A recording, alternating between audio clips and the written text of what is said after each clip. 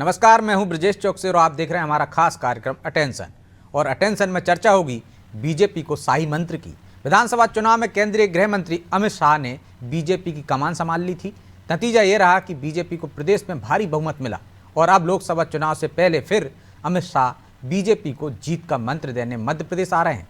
उनके इस दौरे को महत्वपूर्ण बताया जा रहा है। कयास लग रहे हैं कि शाह बीजेपी को जीत का फार्मूला देकर जाएंगे। वहीं शाह के दौरे पर विपक्ष की भी नजर टिकी है। ऐसे में सवाल यह है कि क्या शाह का मंत्र फिर कांग्रेस पर भारी पड़ेगा? क्या कांग्रेस के पास शाह की रणनीति का कोई तोड़ है? आज चर्चा इन्हीं सवालों के इर्द गिर्द करेंगे, लेकिन पहले देखिए ये रिपोर्ट।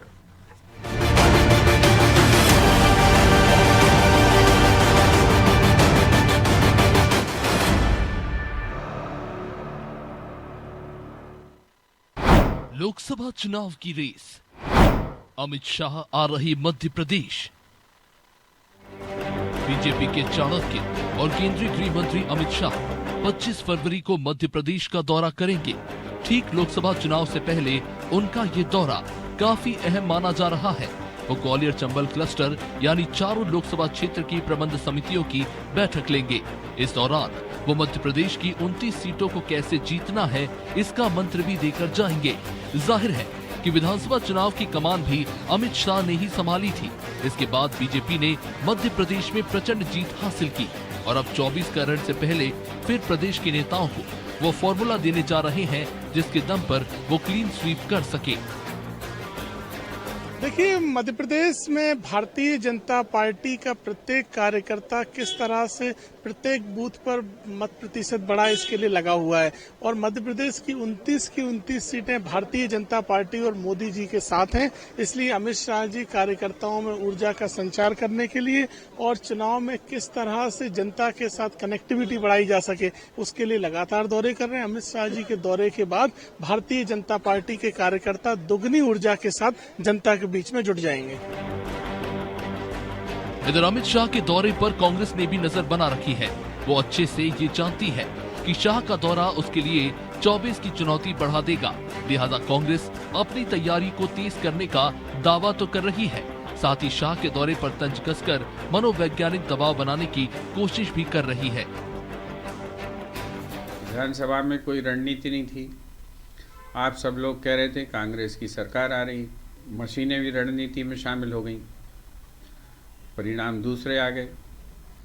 तो भारतीय जनता पार्टी के डीएनए का पार्ट है भोजन, बैठक और विश्राम। शाह के दौरे से पहले ही बीजेपी में बैठकों का दौर तेज है। बीजेपी कार्यालय में हुई इलेक्शन कमेटी की बैठक में कई दिग्गज नेता शामिल हुए। इन बैठकों के जरिए बीजेपी मेगा प्लानिंग में जुटी है। हालांकि शाह बीजेपी नेताओं को जो मंत्र देकर जाएंगे, या यूं कहें कि दिल्ली की जो रणनीति होगी, आने वाले दिनों में बीजेपी उसी पर आगे बढ़ते दिखेगी। हालांकि कांग्रेस किस फॉर्मूले पर आगे बढ़ेगी, ये साफ नहीं है। ब्यूरो रिपोर्ट, अनादि टीवी।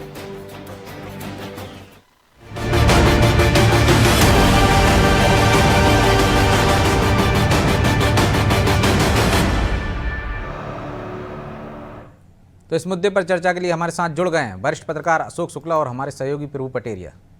शुक्ला जी, बहुत बहुत स्वागत है आपका। शुरुआत आपसे ही करते हैं। हाल ही में कांग्रेस और समाजवादी पार्टी का गठबंधन हो गया है, एक सीट उन्होंने दे दी है। ऐसे में अमित शाह आ रहे हैं, तो क्या उनको रणनीति बदलना होगी या पुरानी रणनीति पर ही आगे चलेगी बीजेपी?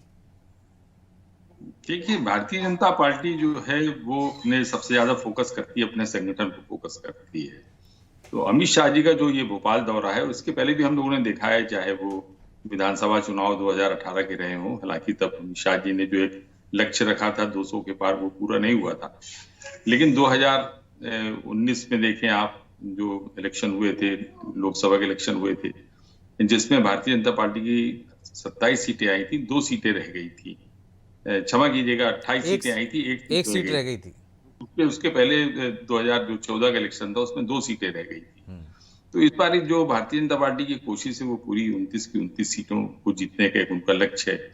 और विधानसभा चुनाव के बाद जिस तरीके से शिवराज जी भी गए थे छिंदवाड़ा, और अभी हाल में जो एक बड़ी चर्चा थी कि कमलनाथ जी जो है वो कहीं सेफ जोन ढूंढ रहे हैं और उसके चलते वो भारतीय जनता पार्टी में उनके शामिल होने की एक चर्चा भी थी। हालांकि उसमें विराम लग गया है। अभी जो भी अंदर खाने की बातें रही हो, वो डील जो थी वो होते होते रह गई है। तो मुझे लगता है कि अमित शाह के लिए जो ये मध्य प्रदेश का जो इलेक्शन है, केवल मध्य प्रदेश का नहीं बल्कि अमित शाह तो मुझे लगता है कि पूरे देश में दौरा करेंगे, दक्षिण में दौरे हों और वो रणनीति बनाने में कुशल हैं। जैसा आपने अभी कहा भी कि वो चाणक्य हैं, निश्चित तौर पर वो चाणक्य हैं। 2014 में उन्हें उत्तर प्रदेश की जिम्मेदारी मिली थी और किस कुशलता के साथ उन्होंने उत्तर प्रदेश में, और जो भी आपने कहा कि एक सीट जो खजुराहो की सीट जो है, वो जो गठबंधन है सपा का और कांग्रेस का या अन्य दलों के बीच में जो गठबंधन एक सीट जो खजुराहो की गई है, आप खजुराहो देखें, खजुराहो जो है सत्यव्रत चतुर्वेदी के बाद से लगातार वहां पे कोई कांग्रेस का तो कोई जीता नहीं है। मुझे लगता है 2004 के बाद से जो है लगातार, या उसके पहले से भी ये सीट जो है वो बीजेपी के पास में रही है। और उसको अगर जो है दिया है, सपा को दिया है, तो थोड़ा सा जातीय समीकरण आप कह सकते हैं, वहां पे फैक्टर है, जातीय समीकरण है जिसके चलते जो है सपा के खाते में ये सीट गई है। लेकिन मध्य प्रदेश में कांग्रेस के लिए कोई भी चीज आसान नहीं है।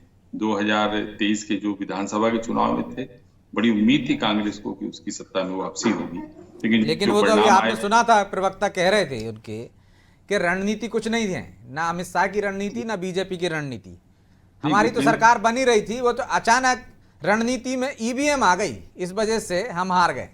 तो वो मानने को तैयार नहीं है कि रणनीति की वजह से हारे।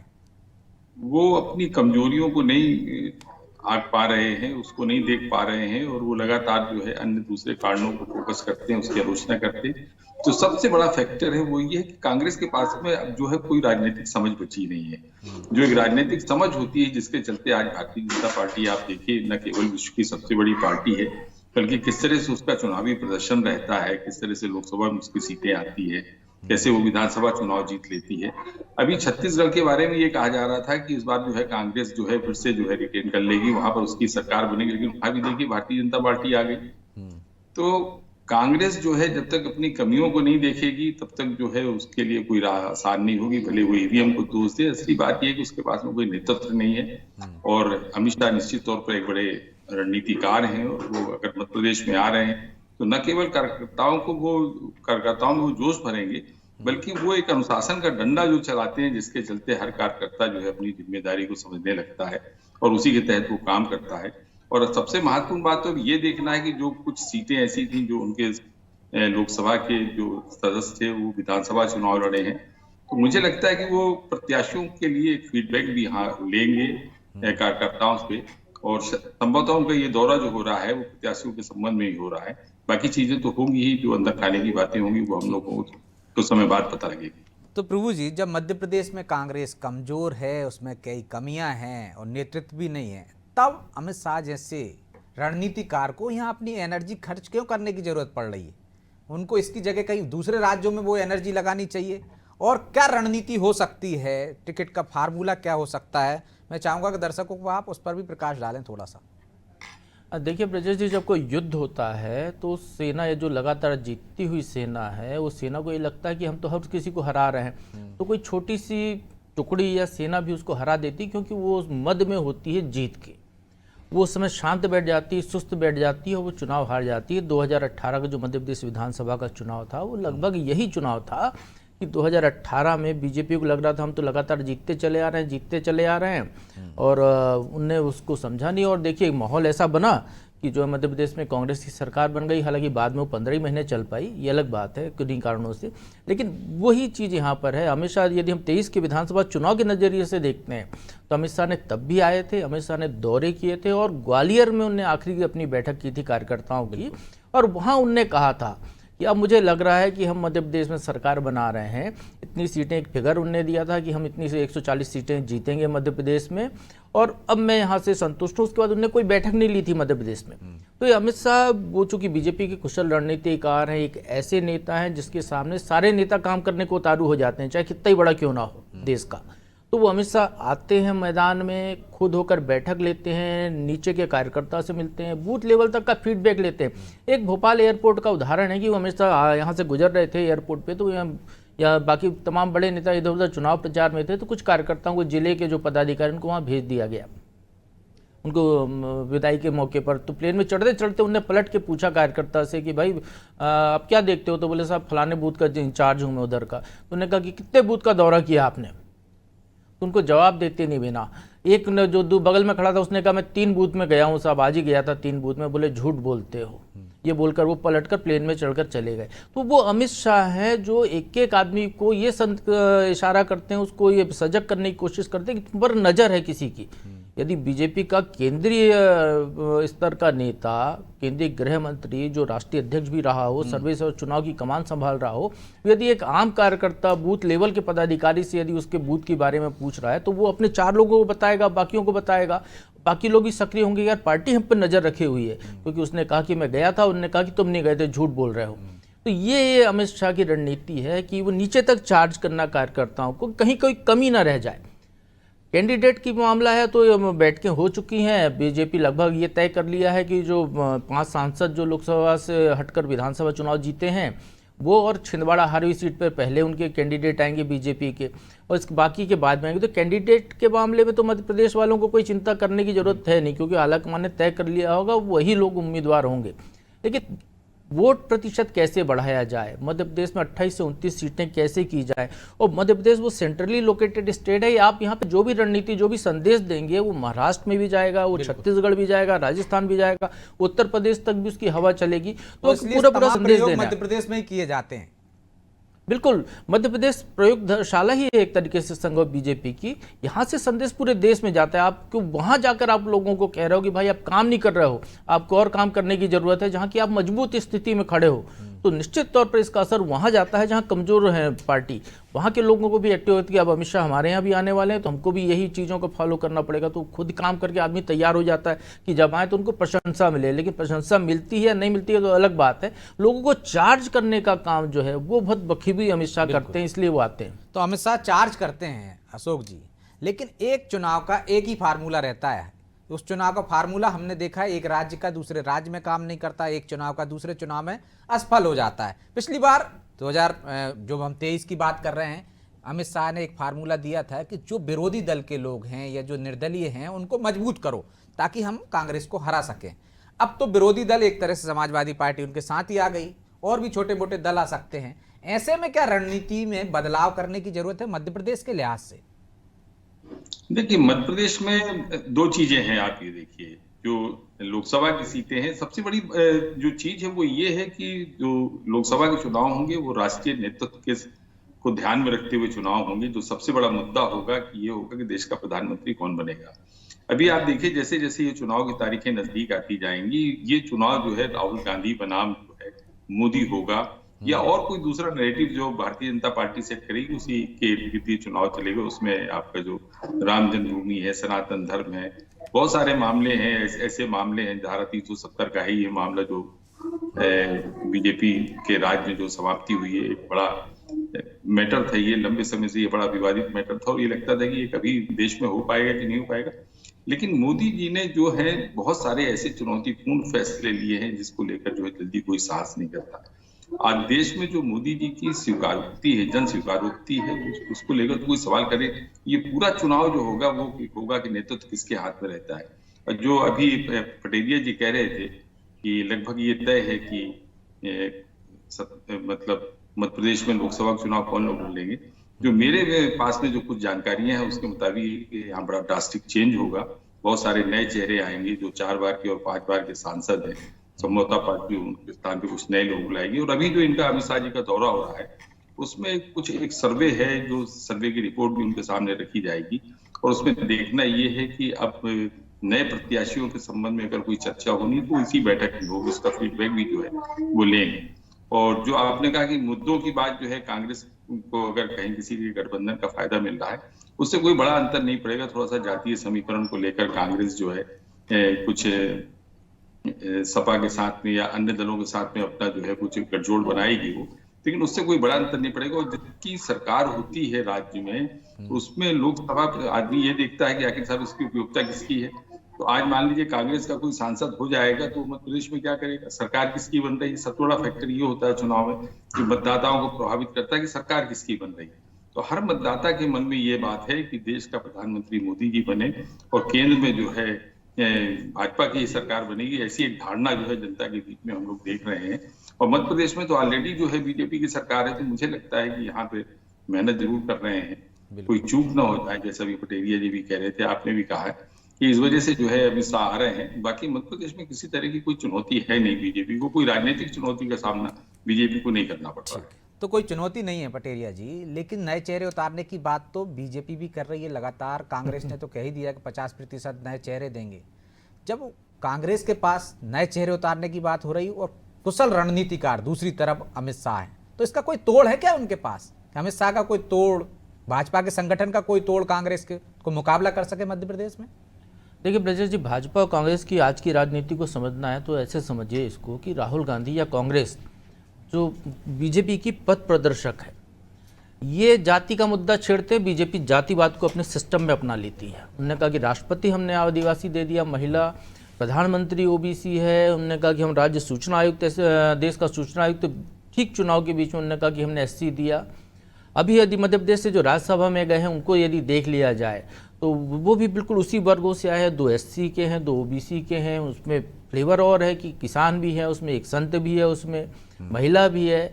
तो बीजेपी कांग्रेस केवल जातिवाद का नारा लेती है, जातिवाद का। कांग्रेस में आप बताइए कि राहुल गांधी सर्वे सर्वा हैं, अध्यक्ष भले उनने पहली बार एक एससी का दे दिया हो, लेकिन कांग्रेस के तमाम पदाधिकारी देख लीजिए जो कांग्रेस चलाने वाले हैं या और भी जगह पे बैठे हुए हैं, पुराने हिस्ट्री देख लीजिए, तो वहाँ पे वो जातिवाद जो राहुल गांधी कह रहे हैं वो नहीं दिखता है वहाँ पर। जो जिस समानता को लाने की बात कर रहे हैं वो ना तो कांग्रेस संगठन में दिखती है, ना यूपीए की सरकार में थी वहाँ दिखती है, ना जहाँ कांग्रेस की सरकारें वहाँ दिखती है। तो राहुल गांधी जो मुद्दा छेड़ते हैं या कांग्रेस जो मुद्दा छेड़ती है, बीजेपी उस पर तत्काल अमर कर लेती है शांति से।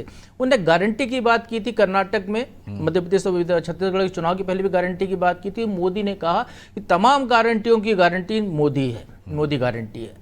कि कांग्रेस गारंटी दे ले, केजरीवाल गारंटी दे दें, वो सारी गारंटियां पूरी करने की गारंटी कौन ले रहा है? तो नरेंद्र मोदी ले रहा है। लोगों को ये चीज़ अपील करती है। तो बिल्कुल वही मामला यहाँ पर भी है कि कांग्रेस बोलती है, करती नहीं है। बीजेपी उस चीज़ पर तत्काल अमल कर लेती है, उन गलतियों को दुरुस्त कर लेती है, इसलिए बीजेपी ज़्यादा आगे है। तो पूरी की पूरी बीजेपी की रणनीति को यदि हम देखते हैं तो कहीं कोई कमी नहीं छोड़ना चाहते हैं, लेकिन कांग्रेस की रणनीति को देखते हैं तो कांग्रेस की रणनीति में कमियां ही कमियां नजर आती हैं। आप लड़ सकते हैं, और बीजेपी यदि मध्य प्रदेश में कहें नए कैंडिडेट की, तो बीजेपी लगातार जो है ट्रांसफॉर्मेशन वाली पार्टी है, समय के साथ अपने आप को बदलती रहती है। याद कीजिए आप, सुंदरलाल पटवा, कैलाश जोशी का दौर था 2003 के पहले, वही सर्वे सर्वा थे बीजेपी के, लेकिन अचानक उमा भारती को सामने लाया गया और अब देखिए कि बिल्कुल चेंज हो गया। उमा भारती के बाद और यंग शिवराज सिंह चौहान आ गए। लंबे समय तक शिवराज सिंह चौहान का 20 साल का अरसा पूरा हुआ सरकार का, वो 16.5 साल वो मुख्यमंत्री रहे। तमाम उम्मीदों को किनारे रख के, तमाम बड़े नेताओं को एक साइड बैठाकर उनके मंत्रिमंडल में लाके मोहन यादव को मुख्यमंत्री बना दिया, युवा चेहरे को। प्रदेश संगठन में वीडी शर्मा के नेतृत्व में पूरे प्रदेश में युवाओं को आगे कर दिया गया। तो बीजेपी आज की राजनीति नहीं कर रही है, आज चूंकि अनुकूल समय उनके लिए है, आज वो नई लीडरशिप तैयार करी जो आने वाले 20 साल 30 साल तक बीजेपी को आगे बढ़ा सकें। तो ये बीजेपी लगातार परिवर्तन करनेशील पार्टी है, वो अपने अच्छे लोगों को सम्मान देती है या घर बैठाती है, लेकिन नए लोगों को तैयार करती है, आगे लाती है। तो नया नेतृत्व हमेशा देती है, जिसके साथ युवा जुड़ता रहे, जिसके साथ नए लोग जुड़ते रहें, तो वो बीजेपी की ताकत है और इसीलिए वो आगे बढ़ रही। कांग्रेस में ये ताकत नहीं दिखाई दे रही हमको, इसलिए शायद कांग्रेस को ये कमियां दिख रही। यदि मध्य प्रदेश के संदर्भ में बात करते हैं, 29 लोकसभा क्षेत्रों की बात होगी, कांग्रेस का कौन नेता है बताइए जो कह रहा हो कि हम 29 की 29 सीटें जीतेंगे? कांग्रेस के बड़े बड़े नेता कह रहे हैं कि हम 5-6 सीटें जीत सकते हैं, कोई 6-7 सीट का आंकड़ा दे रहा है। जब आप कम आंकड़े को लेकर चल रहे हैं तो आप सरकार बनाने की उम्मीद कैसे कर सकते हैं? अब बीजेपी को देखिए, आप 28 सीटों पर थे, यहाँ पर वो 1 सीट बची हुई, उसके लिए पूरी पार्टी टास्क लेकर खड़ी हुई। अमित शाह ने टास्क लिया, खुद छिंदवाड़ा उन्होंने अपने गोद लिया हुआ है उन्होंने चुनाव के लिए। तो पार्टी ये होती है लड़ाई कि आप एक भी कोना कमजोरी अपनी छोड़ना नहीं चाह रहे हैं वहाँ पर। और कांग्रेस में उल्टा दिख रहा है कि वो खुद ही कमजोर होकर चल रहे हैं, उनको कोई नेता सामने होकर नहीं आया कि मैं वहाँ चुनाव लड़ूंगा। दिग्विजय सिंह कह रहे हैं कि पार्टी टिकट देगी तो गुना लड़ सकता हूँ, नहीं तो मैं तो लड़ना नहीं चाहता, मेरा तो राज्यसभा कार्यकाल बाकी है। कमलनाथ जी की स्थिति हम देख ही ली है कि मुख्यमंत्री को छिंदवाड़ा जाके उनके घर में जाके कहना पड़ रहा है कि अभी भी डामाडोल हैं, कभी भी आ सकते हैं देर सवेर। तो ऐसी तमाम चीज़ें, चाहे अजय सिंह को देख लीजिए, राहुल को, या विवेक तनखा को देख लीजिए, कोई कांग्रेस का बड़ा नेता मध्य प्रदेश का आज खुद होकर सामने नहीं आ रहा है कि मैं फलाने बीजेपी के बड़े नेता को चुनौती देता हूं, उसको हरा के बताऊंगा। आप जब ऐसा दम लेकर सामने आएंगे तो आपके कार्यकर्ताओं में जोश आएगा, आसपास की सीटों पर असर पड़ेगा, प्रदेश में असर पड़ेगा और एक माहौल बनेगा आपके पक्ष में। कांग्रेस वो काम करती नहीं है। कांग्रेस के नेता बस ऐसे मुद्दे लेकर आते हैं जिसका कि असर ही नहीं होगा। जो मुद्दे खारिज हो चुके हैं विधानसभा चुनाव में, उन मुद्दों को लेकर अब लोकसभा चुनाव में आ रहे हैं। तो अशोक जी, मुद्दे खारिज हो जाते हैं। एक तो उनके जो मुद्दे वो लेकर आते हैं, हमने विधानसभा चुनाव में भी देखा है किस तरह से उनकी धार को बोथरा कर देती है। नारी सम्मान योजना लेकर आए, बड़ा दम था उनको, लेकिन लाडली बहना ने उसको पंचर कर दिया। तो कांग्रेस की कहीं ना कहीं रणनीति में चूक हो जाती है। अब वो नए चेहरे लाने की बात कर रही, लेकिन चेहरे कौन, ये सवाल बड़ा है। कोई आपके पास ऐसा चेहरा है कि जिनको आप आगे ला सकते हो, या नई लीडरशिप को आप खड़ा ही नहीं होने देते हैं? ये दो बड़ी समस्या है। बिल्कुल आप ठीक कह रहे हैं। कांग्रेस में जो सबसे बड़ी कमी है वो जो पुराने चेहरों को लगातार होती रही है, जिसका अब दुष्परिणाम उसके सामने है। और अगर मध्य प्रदेश में कहीं 2018 के इलेक्शन में ज्योतिरादित्य सिंधिया को जो है प्रदेश का नेतृत्व सौंप दिया गया होता, कमलनाथ जी को जो है कहीं दूसरी तरह की जिम्मेदारी देखी उनको, लेकिन मेन स्ट्रीम में अगर ज्योतिरादित्य सिंधिया को रखा होता तो आज तो ऐसे तो कह सकते हैं कि राजस्थान में सचिन पायलट को रखा होता तो परिस्थितियां अलग होती। बिल्कुल बिल्कुल अलग होती, बिल्कुल अलग होती। लेकिन सबसे बड़ा दुर्भाग्य ये है कि कांग्रेस में कालिदास तो बहुत है, इनके पास में विद्वत्मा नहीं, विद्वत्मा का अभाव है। जब तक आपके पास में राजनीतिक समझ नहीं होगी, राजनीतिक चतुराई नहीं होगी, जब तक आप ये नहीं समझेंगे कि आपकी जमीनी स्थिति क्या है, केवल आप एक मोदी जी की आलोचना करके या भारतीय जनता पार्टी की कमियों को गिना के अगर आप कहीं जनसमर्थन जुटाने की कोशिश कर रहे हैं तो ये अब वो दौर नहीं है। क्योंकि भारतीय जनता पार्टी जो है अपनी उपलब्धियों को लेकर कांग्रेस से बहुत आगे है। इतनी सारी उपलब्धियां जो है भारतीय जनता पार्टी के खाते में, खासतौर पर केंद्र की जो राजनीति है, मध्य प्रदेश को छोड़ दीजिए, मध्य प्रदेश में हो सकता है कि कुछ कमियां हो जिसके चलते जो है बीजेपी की आलोचना हो, लेकिन केंद्र सरकार की आप आलोचना किस बात पे करेंगे? कोई करप्शन का बड़ा आरोप जो है मोदी जी पे तो कोई भी आरोप इस तरह का नहीं, कोई परिवारवाद का उनके ऊपर आरोप नहीं है कि परिवार को बढ़ावा देते हैं। उनकी माता जी का देहांत होता है, वो जाते हैं और उसके या मुद्दे हैं उनको धार नहीं दे पा रही कांग्रेस। सीएजी की रिपोर्ट है, तमाम तरह के मुद्दे तो उठा सकती है, बेरोजगारी है, महंगाई है। ये मुद्दे जड़वत हो गए हैं। ये आज के मुद्दे नहीं है। 1960 में भी यही मुद्दे थे, फिर 65 में भी यही मुद्दे थे। बहुत सारे कुछ मुद्दे तो ऐसे हैं कि जो कभी इस देश से समाप्त नहीं होंगे, जिसमें एक महंगाई मुद्दा है, करप्शन का मुद्दा है, और आपके ये बेरोजगारी का जो मुद्दा है, सुशासन का मुद्दा है, ये कभी समाप्त नहीं होगी। उसके अलावा अन्य चीजें आप देखिए ना, देश तेजी से विकास कर रहा है, जो विकास की योजनाएं हैं वो समय पर पूरी हो रही हैं। करप्शन का कोई बड़ा चार्ज केंद्र सरकार के ऊपर नहीं है। कांग्रेस जो इक्का दुक्का उसने आरोप लगाए उसको भी जो है वो साबित नहीं कर सके, जिसके चलते जो है कांग्रेस की जो है बद पिटी। और जो सबसे बड़ी बात यह है कि नेतृत्व से जो मुकाबला होता है, आप ये देखिए जब कांग्रेस की यूपीए सरकार थी तब ये बीजेपी में जो चेहरे थे, जिसमें अटल जी का एक चेहरा था, आडवाणी जी का एक चेहरा था, जसवंत सिंह का एक चेहरा था, यशवंत सिन्हा थे, बहुत सारे चेहरे ऐसे थे जो मुकाबला करते हुए दिखाई देते थे। सुषमा स्वराज होती थी। लेकिन आज वर्तमान में आप मुझे बताइए कि मोदी जी के मुकाबला करता हुआ आपको कौन सा चेहरा नजर आता है? विपक्ष में कोई एक चेहरा बताइए। जो चेहरा था नीतीश का, जिसको थोड़ा बहुत ये मान्यता मिलती थी कि ये मोदी जी का मुकाबला करते हैं, वो भी एनडीए में जाके बैठ गए। और अभी जो है जो मध्य प्रदेश का जो सबसे बड़ा नेता माना जाता है कमलनाथ, वो खुद भी कोशिश कर रहे थे कि वो चले जाए वहां पर। वो तो उनकी डील फाइनल नहीं हुई, इसकी वजह से वो बैंगलोर आए और अब वो राहुल की यात्रा में शामिल। तो जहां पे एक पार्टी जो है बिखराव का सामना कर रही हो, अस्तित्व के लिए संघर्ष कर रही हो, वो कोई बड़ा जो है सियासी युद्ध जीत लेगी, इसकी तो संभावना बहुत कम है। और मुद्दों का जो अभाव है वो केवल कांग्रेस में नहीं है, पूरे विपक्ष में आप देखिए विपक्ष का क्या मुद्दा है। वो केवल आलोचना करेगी कि साहब मोदी सरकार ईडी का दुरुपयोग कर रही है, सीआईडी का दुरुपयोग कर रही है, छापे डलवा रही है। बिल्कुल, तो मुद्दा विहीन हो गया विपक्ष। बहरहाल समय इजाजत नहीं देता, इसलिए अशोक जी माफी चाहता हूं, इस चर्चा को यहीं विराम देना होगा। आप दोनों का बहुत बहुत धन्यवाद। तो कांग्रेस को नई रणनीति बनाना होगी। अभी तो कांग्रेस की हालात ऐसे हैं कि उसके नेता जिस डाल पर बैठे हैं उसी डाल पर कुल्हाड़ी चला रहे हैं। उनको भी सुधारना होगा, नया नेतृत्व लाना पड़ेगा, नई रणनीति के साथ आगे आना होगा, नए मुद्दे तलाशना होंगे, खासकर जनता में जिनका भरोसा हासिल कर सकें। तो इस तरह के मुद्दे लेकर आप आएंगे तो निश्चित तौर पर मुकाबले में होंगे। फिलहाल तो मुकाबले में कहीं नजर नहीं आ रही कांग्रेस, लेकिन अटेंशन में इतना ही। मुझे दीजिए इजाजत और आप देखते रहिए अनादि टीवी। नमस्कार।